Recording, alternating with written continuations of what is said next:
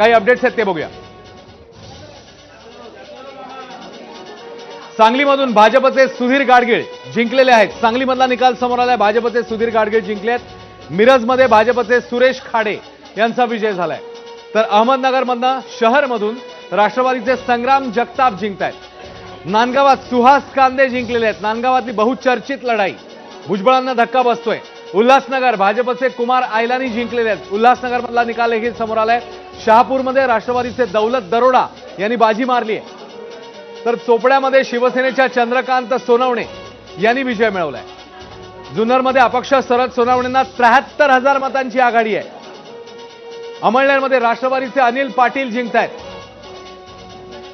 तर संगमनेरमधली मोठी अपडेट, काँग्रेसचे बाळासाहेब थोरात पराभूत। या घडीची सगळ्यात मोठी अपडेट, काँग्रेसचे बाळासाहेब थोरात संगमनेरमध्ये पराभूत झालेले आहेत। शिराळामध्ये भाजपचे सत्यजित देशमुख जिंकतायत। वैजापूर इकडे देखील शिवसेनेचा उमेदवार जिंकतोय। मात्र संगमनेरमधला हा धक्कादायक निकाल म्हणावा लागेल। काँग्रेसचे बाळासाहेब थोरात यांना पराभवाचा धक्का बसतोय। काही अपडेट घेऊन भारती आली आहे। भारती, अर्थात संगमनेरचा निकाल सांगायलाच मी इथे आलेली आहे की बाळासाहेब थोरात सातत्याने सकाळपासून आपल्याला पाहत होतो की प्रत्येक फेरीत ते मागे होते, मात्र आत्ता काही वेळापूर्वी ते पराभूत झाल्याची घोषणा झाली आहे। त्याच पद्धतीने क्षितिश ठाकूर, बवियाचे क्षितिश ठाकूर हे सुद्धा पराभूत झालेले आहेत। त्यामुळे जे आपण म्हणू शकतो की जिथे खरं तर कल्पना नव्हती अशा पद्धतीचे हे दोन महत्त्वाचे मोठे निकाल आहेत। दोन्ही ठिकाणी आत्ताच घोषणा झाली आहे आणि पराभूत झालेले आहेत ते दोघे।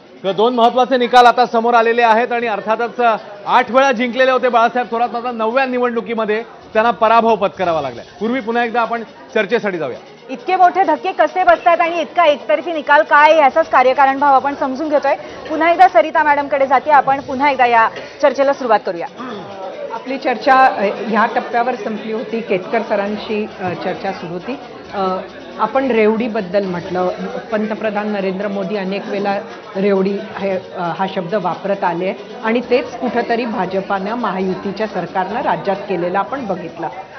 यात दुमत असायचं कारण नाही, पण काँग्रेसनं सुद्धा आपल्या मॅनिफेस्टोमध्ये त्याच 1,500 रुपयाचं 3,000 देणार असं म्हटल्यानंतर सुद्धा जर रेवडी हे महत्त्वाचं कारण असेल तर काँग्रेसला विजय का नाही मिळू शकला? साधं कारण आहे, इथे प्रत्यक्ष मिळालेली होती ना रेवडी, आता ती प्रॉमिस केलेली रेवडी आहे, पुढची रेवडी आहे। इथे हातात प्रत्यक्षात रेवडी मिळालेली आहे, पण ज्यांनी रेवडी आता दिलेली आहे हातात त्यांना मत देऊया असं त्यांनी म्हटलं। आणि काँग्रेसनी हा रेवडी मुद्दा कधीही काढलेला नाही।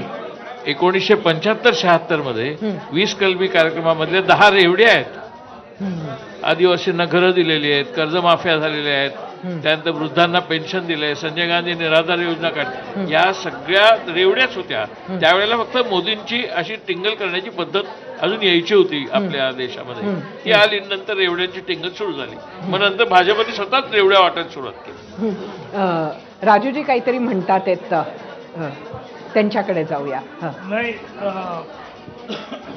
प्रश्न असा झाला की आमच्याकडून जी योजना जाहीर करण्यात आली ती योजना मुख्यमंत्री लाडकी बहीण योजना घ्या किंवा वयश्री योजना घ्या किंवा अप्रेंटिसशिपच्या योजना घ्या, आम्ही सगळे पैसे हे